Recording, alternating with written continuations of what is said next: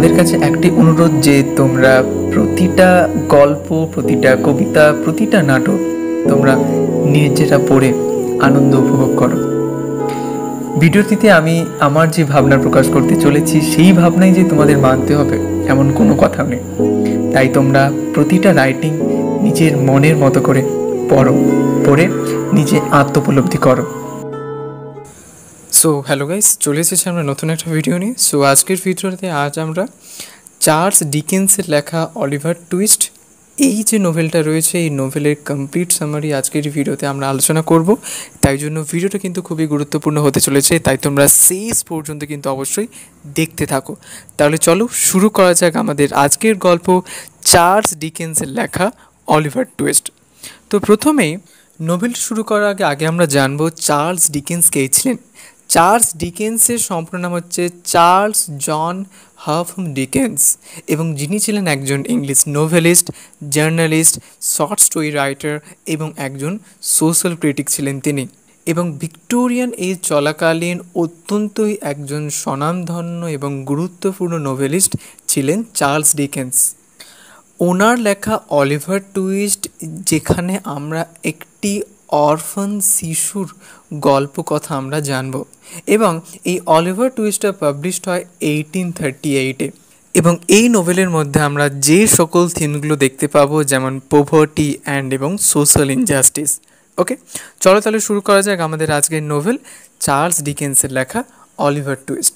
তো Oliver twist শুরু হয় ইংল্যান্ডের 1830s-এ একটি ওয়ার্ক হাউসে, এবং ভিলেজের নাম আননেমড অবস্থায় রয়েছে।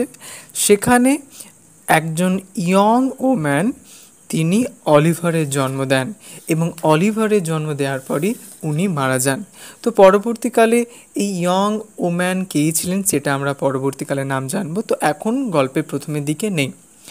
এবং এই যে বাচ্চা শিশুটি রয়েছে, এবং এই বাচ্চা শিশুটি টোটালি অনাথ হয়ে যায়, এবং যার জন্য তাকে একটি ফার্মে রাখা হয় 9 বছর বয়স পর্যন্ত। এবং তারপর সে যখন তার 9 বছর বয়স হয়ে গেল, তারপর তাকে একটা লোকাল ওয়ার্ক হাউসে পাঠিয়ে দেওয়া হয়। সো এই অলিভার টুইস্টে অলিভারের 9 বছর থেকে 12 বছরের এই যাত্রাপথের গল্প আমরা অলিভার টুইস্টে দেখতে পাবো। এবং সেখানে অলিভার কঠোর পরিশ্রম করতে থাকে সেই লোকাল ওয়ার্ক হাউসে, এবং সে তাদেরকে যথার্থভাবে খাবার দেওয়া হতো না, এবং তাই জন্য সে হচ্ছে ওই যে ওয়ার্ক হাউসের যে মাস্টার মিস্টার বাম্বেলকে বললেন যে স্যার, আমায় কিছুটা আপনি খাবার দিন। তখন তিনি খুব রেগে যান, এবং রেগে গিয়ে অলিভারকে একটি কফিন মেকারের কাছে পাঠিয়ে দেয়, নাম হচ্ছে সোয়ারবেরি। এবং সেখানে অলিভার নিস্তব্ধে কাজ করতে থাকে, এবং রাত্রেবেলা ওই কফিন যে তৈরি করা থাকে তারই পাশে ঘুমিয়ে পড়ে অলিভার। এবং ওই সোয়ারবেরির ওখানে একটি মেয়ে ছিল নোয়া, যে অলিভারের ওপর সবসময় তাকে খারাপ খারাপ কথা বলতে লাগলো। এবং একদিন কি হয়, হঠাৎই নোয়া ওই অলিভারের মা সম্পর্কে খুব বাজে কথা বলে ফেলল, এবং অলিভার তারপর লন্ডনে চলে যায় তার ফরচুনকে তৈরি করার জন্য। এবং সেখানে অলিভার একজন ওয়েল ড্রেসড ইয়ং বয়ের সাথে দেখা হয়, যার নাম আর্টফুল ডগার, যিনি একজন থিপ ছিলেন। এবং ওই থিপের যে মাস্টার, তার নাম ছিল ফাগিন।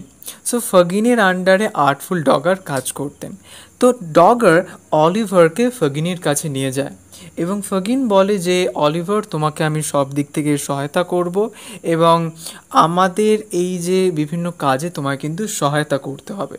তো পরবর্তীকালে ফাগিন, অলিভার, ডগার এবং বেটস তিনজনকে একটি কাজ দেন।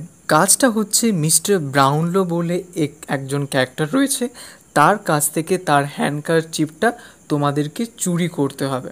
এবং ওই মিস্টার ব্রাউনলো উনি হচ্ছে অলিভারকে ধরে নেন, যার জন্য অলিভারকে জেলে ভর্তি হতে হয়। এবং পরবর্তীকালে ওই ওল্ড ম্যানের সহায়তায় উনি হচ্ছে অলিভারকে সেই জেল থেকে মুক্ত করেন। এবং তারপরে অলিভারের জীবনের সমস্ত কথাই হচ্ছে মিস্টার ব্রাউনলো শোনেন। এবং মিস্টার ব্রাউনলো উনি অলিভারকে বলেন যে তোমাকে আমি শিক্ষায় শিক্ষিত লাভ করব। তখন অলিভারকে সে একটি বইয়ের দোকানে বুক সেলার কাছে পাঠিয়ে দেয় কিছু অর্থ নিয়ে, এবং ব্রাউনলো খুব অবাক হয়ে যায় যে অলিভার কিন্তু আর সেখান থেকে ফেরে না, কারণ অলিভারের সাথে ওই যে আমরা দেখেছিলাম ফাগিন, যিনি থিপেদের মাস্টার, তার একটা অ্যাসিস্ট্যান্ট ছিল, তার নাম হচ্ছে ন্যান্সি। সো ন্যান্সির সাথে অলিভারের দেখা হয়ে যায়। তখন ন্যান্সি অলিভারকে ওই সেই ক্রিমিনাল গ্যাংয়ের দিকে নিয়ে যায়, এবং সেখানে ফাগিন হচ্ছে অলিভার এবং হচ্ছে আর তার দুটো সঙ্গী, সেটা হচ্ছে টবি ক্র্যাকেট এবং সাইক্স, তিনজনকে একটি বাড়ি ভাঙার কাজে পাঠায় একটা কান্ট্রি ভিলেজের মধ্যে। তো তখন সেখানে অলিভার গুলিতে আহত হন, এবং সেখানে রোজ, মিসেস মেলাই এবং ডক্টর লসবার্ন সহায়তায় হচ্ছে অলিভার বেঁচে ফিরে ওঠে, কারণ অলিভার একদম প্রায় মৃতপ্রায় অবস্থায় হয়ে গিয়েছিলেন। আর রোজ হচ্ছে অলিভারের মাসি, এবং পরবর্তীকালে লসবার্ন অলিভারকে লন্ডনে নিয়ে যান, কারণ ওই ব্রাউনলো হচ্ছে এমন একজন ব্যক্তি যিনি অলিভারকে খুব ভালোভাবে বোঝেন। তো ব্রাউনলোর খোঁজে তারা বেরিয়ে পড়ে, কিন্তু তারা জানতে পারে যে ব্রাউনলো আর লন্ডনে নেই, ব্রাউনলো হচ্ছে ওয়েস্ট ইন্ডিজের দিকে চলে গেছে। এবং এই অলিভারের জন্ম হওয়ার সময় ওনার মাকে হেল্প করেছিলেন old Sally. So old Sally হচ্ছেন একজন ওল্ড ম্যান, তো উনি একমাত্র জানতেন যে অলিভারের আসল পেরেন্টেজ কী। তো ওল্ড স্যালির কাছ থেকে একটি প্যাকেজ পায়, ওই যে আমরা দেখেছিলাম mister bumble is the Mrs bumble. So Mrs bumble একটি প্যাকেজ পায়, যেই প্যাকেজের মধ্যে অলিভারের ফ্যামিলি হিস্ট্রি সম্পর্কে একদম কমপ্লিট ইনফরমেশান রয়েছে। তারপরে জানা যায় যে অলিভারের মায়ের নাম হচ্ছে অ্যাগনেস, এবং অ্যাগনেসের যে হবু হাজবেন্ড ছিলেন তার নাম হচ্ছে এডওয়ার্ড।